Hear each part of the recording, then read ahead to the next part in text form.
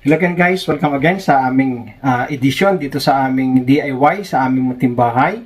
Papakita ko ngayon sa inyo ang pagpapalit ng rubber seal sa pinto ng aming washing machine. Kasi inisip namin na ito ay palitan lang ng bago, pero on the other hand, naisip rin namin na bakit namin papalitan, maayos pa itong aming washing machine. Ang tatak pa naman ito ay Bosch, so medyo mahal siya, kaya naisipan namin na palitan lang siya ng rubber door seal. Kasi ang problema dito, naglilik yung tubig niya sa door niya kasi nasira na yung stopper niya dahil ng overuse. Kasi nung ginamit ko to na paglalaban ng duvet cover, na-trap yung kanyang dulo ng duvet cover dun sa door. So habang nag-i-spin siya, napunit siya. So yun ang nagiging source ng kanyang water leakage tuwing di-discharge ng tubig sa ating washing machine. So ang gagawin natin, papalitan natin siya ng bagong rubber door seal. So bumili ako, depende sa code ng ating washing machine. Ito siya.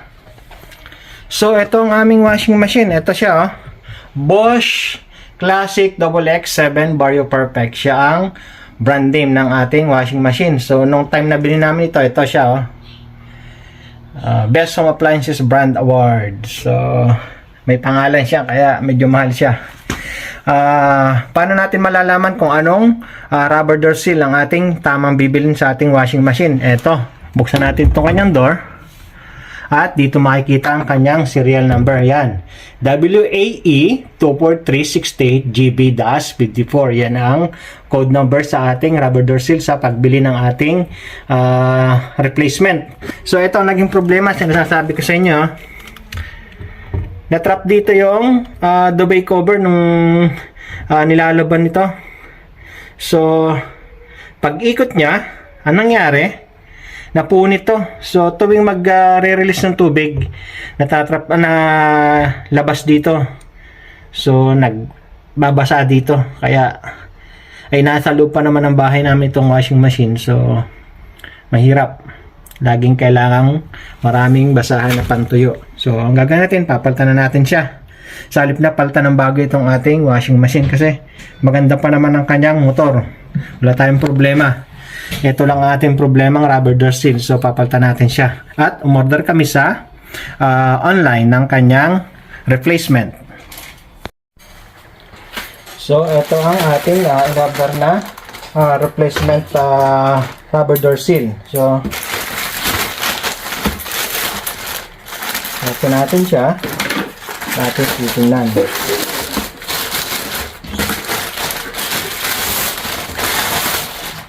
Okay, check natin. Okay siya, wala siyang sira.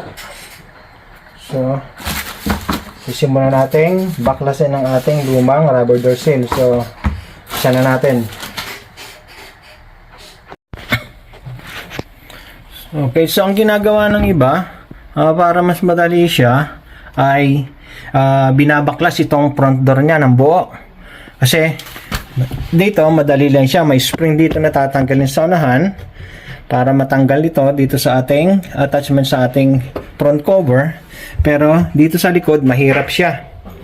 So susubukan muna natin siyang hindi tanggalin ng ating front cover. So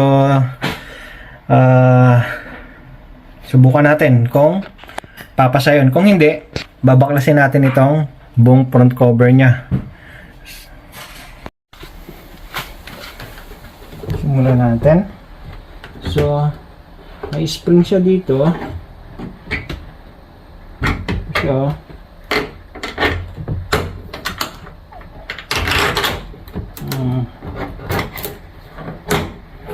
tulad ng sabi ko, dito sa front madali lang siya. Dito sa likod ang medyo mahirap siya.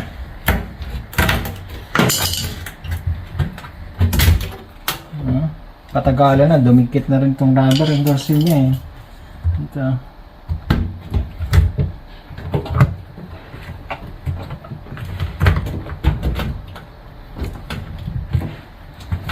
Ito, yung tubo, may tubo dito siya.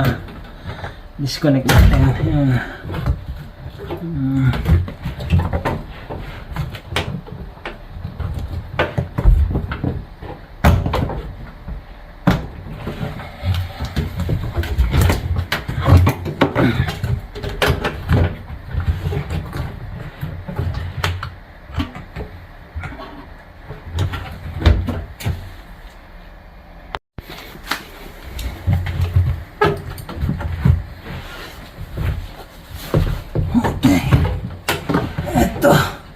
Tanggalin natin yung spring ng lock sa loob. Ang babalik ito, mahirap. Pwede pala naman. Tapos, ganyan lang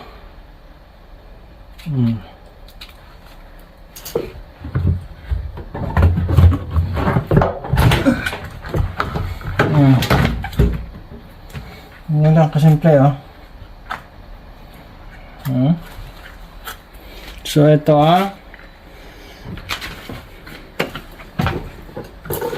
ito tinanggal natin. Check natin. Pares na pares siya.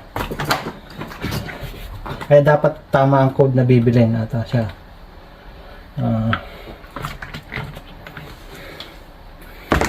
Okay, palit na natin.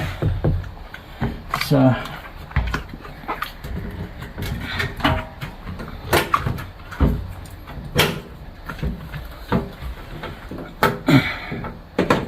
ang tubo niya. Dito nang gagaling yung tubig niya eh. Bagay lalaba ang tubong ito.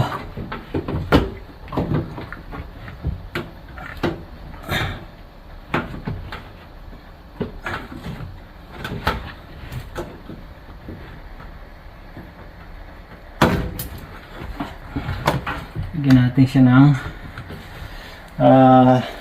dishwashing para mas madulas.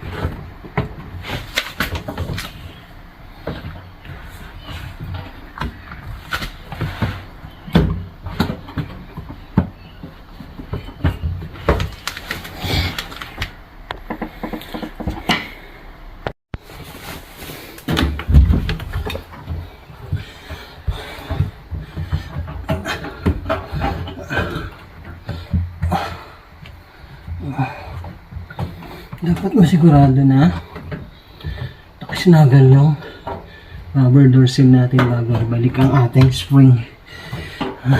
Ito. Hirap. Dahil nataga tayo. So, ayan. I think okay na siya. Okay.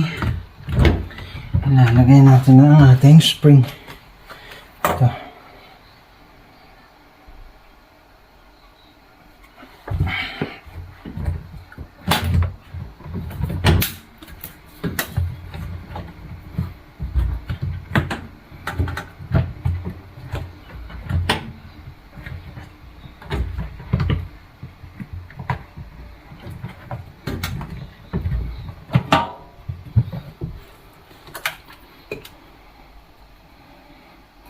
Masakit ang kamay.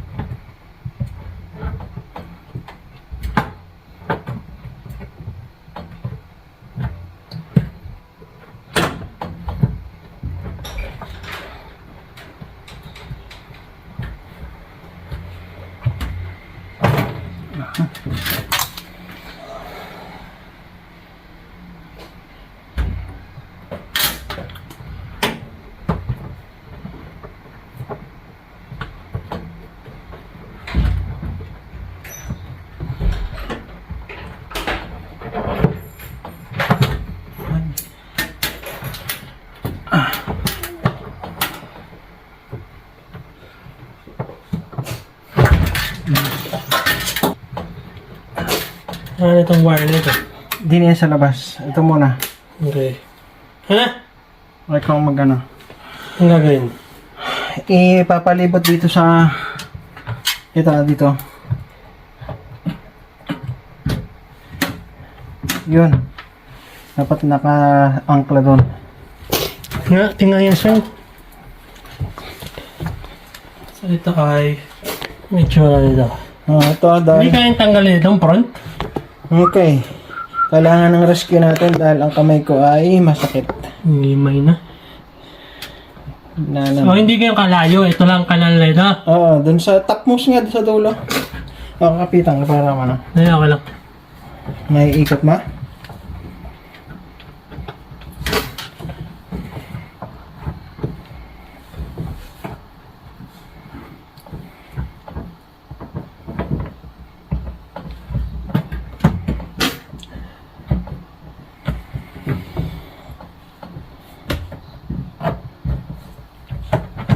Oh, may pakapit nga dito.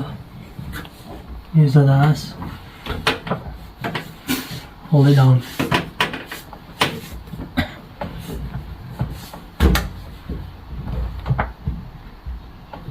Mas madali sana ito kung bubuksan itong pinto kaya lang Yun nga. pinalawang na eh. Hindi na mag-ano.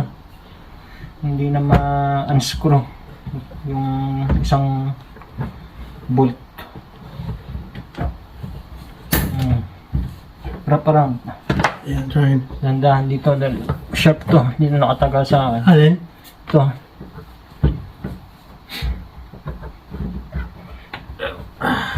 Hindi sa dulo ha. Yep. Ito? Ay, Ay. Pawisan. Ayan, papungan. ay.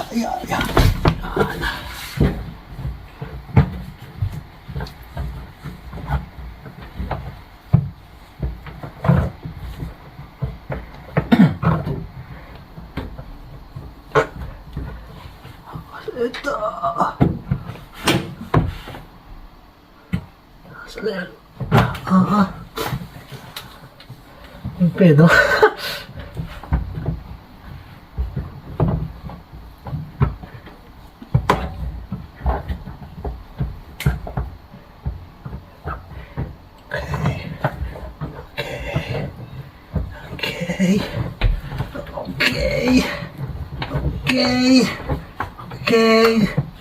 Okay.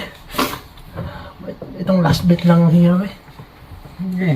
I need to swap hands. Ano mo yung spring? Okay. Okay, push mo. Unti-unti, wag mong lakihan. Come on. Unti-unti, ang laki agad ng inano mo eh. Nandiyan natin kamay ko. Unti-unti lang, yan. Sabi ko, Tap ang andali. Tap underneath. Kukuha. Yun. Tara, hindi pa tapos. Yun. Oh my gosh.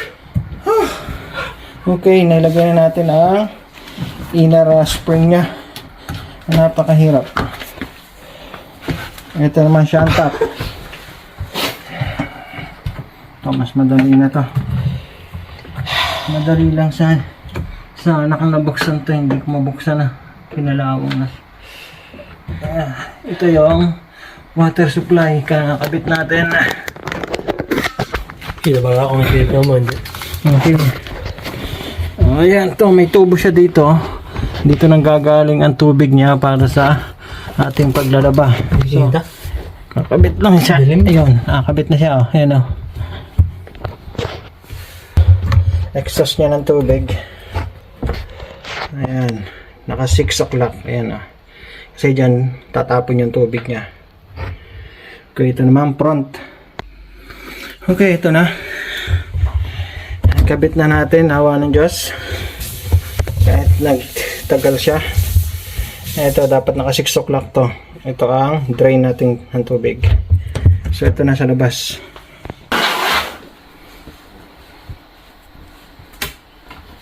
So, itong spring natin, babalik natin. So, ano natin siya dito. So, nakataga sa talas.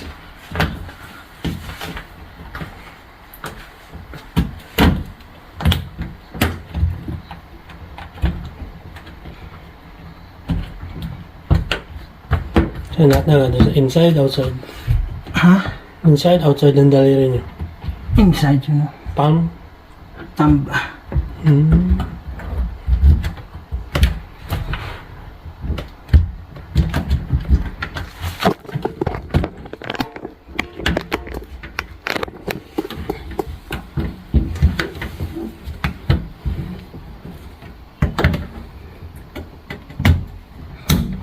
Hila na ang daliri. Titikal lang. Empanada siopaw.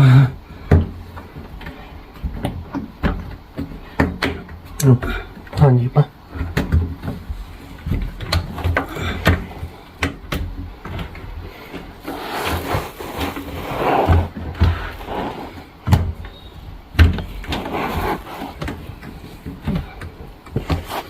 Hindi dala. Ano ko lang to.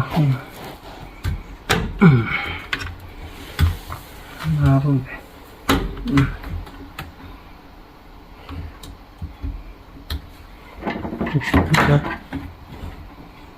Baka masira.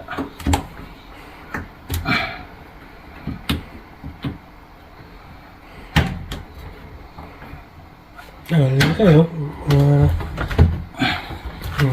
Yan. Ito, kabit na natin.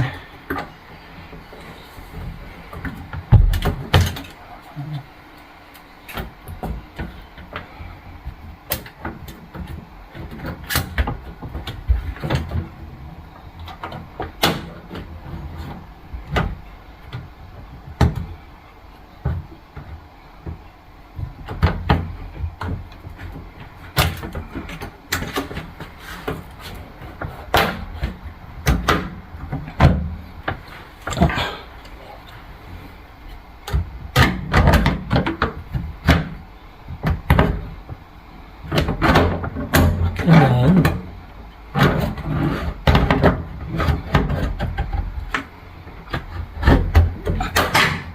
Yan. Ay, thank you for Lord. So, ayan na.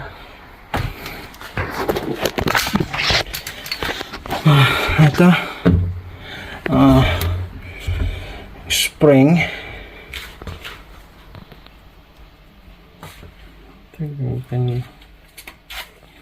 Ito na. Dapat ay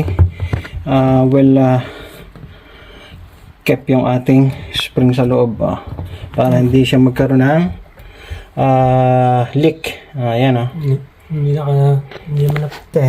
ayan may bago na tayong rubber door seal. So ayan na. Okay guys, ito na ang ating bagong rubber door seal. So okay na. Good as new ang ating rubber door seal. Wala na tayong leak. Okay. Okay, for more videos of DIY and cooking, please watch our channel, Elmer and Desiree Suarez, for more videos and DIY and cooking. So, ito na ang ating washing machine. Suportahan niyo po kami at abangan ang mga susunod pa naming video. Thank you very much and God bless. Bye-bye! Okay, subukan natin ang ating washing ngayon na maglaba. Kasi dati, kapag naglalaba ko, tumatapon yung tubig dito. Tingnan natin.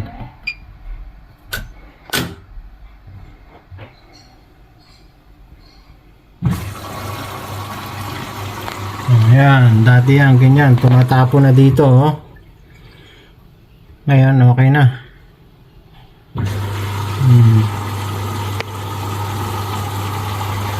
Ano siyang leak dati dami kong may mga basahan ako dito nakalagay para lang huwag kumalat ang leak. So ayan,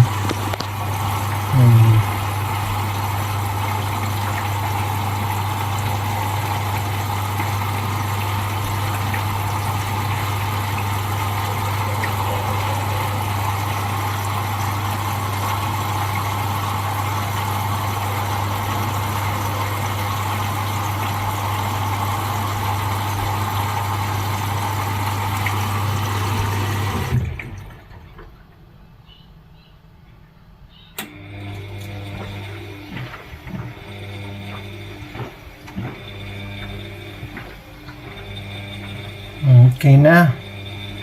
Wala nang leak ang ating washing machine. Good as new. Okay.